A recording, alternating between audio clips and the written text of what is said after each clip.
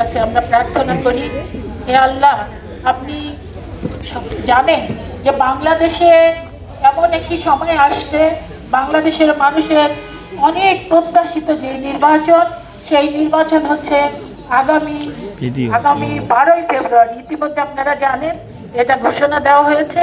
সেই নির্বাচনকে যেন আমাদের প্রাণপ্রিয় নেত্রী, দেশনেত্রী বেগম খালেদা জিয়া সচক্ষে দেখতে পারেন এবং তার দলটি কি আমরা বিশ্বাস করি একটা ভালো নির্বাচন হলে নিশ্চয়ই বাংলাদেশের মানুষ আমাদের প্রাণপ্রিয় নেত্রী, দেশনেত্রী বেগম খালেদা জিয়ার প্রিয় দল জাতীয়তাবাদী দলকে বিপুল ভোটে জয়যুক্ত করবে। সেই জয়ের মালা যেন তিনি পড়তে পারেন, সেটাই হচ্ছে আমাদের পরম করুণাময় আল্লাহ পাকের কাছে প্রার্থনা।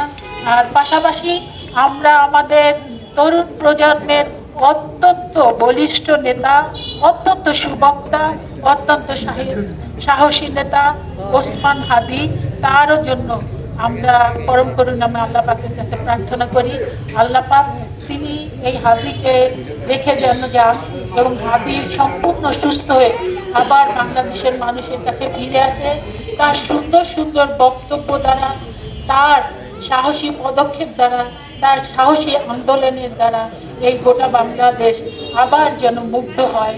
গোটা বাংলাদেশ যেমন আরও এই বাংলাদেশ থেকে সকল অত্যাচার, নির্যাতন, নিপীড়ন, নিষ্পেষণ যাতে বাংলাদেশ থেকে আমরা একদম সমূলে উৎপাদন করতে পারি, সেই ব্যবস্থা যেন আমরা করতে পারি। একটা বিখ্যাত কথা আছে, এমন জীবন তুমি করিও গঠন, এমন জীবন তুমি করিও গঠন, মরিলে হাসিবে তুমি, তোমার জন্য কাঁদিবে ভুবন। অর্থাৎ আমরা বলতে চাই, এই যে শহীদ বুদ্ধিজীবীরা যারা শহীদ হয়ে গিয়েছে এবং আমাদের প্রাণপ্রিয় নেত্রী, দেশনেত্রী বেগম খালেদা জিয়া এবং ওসমান হাদি বয়সে অনেক ছোট, তার কর্মজীবনও খুবই ছোট, তারপরও আমরা বিশ্বাস করি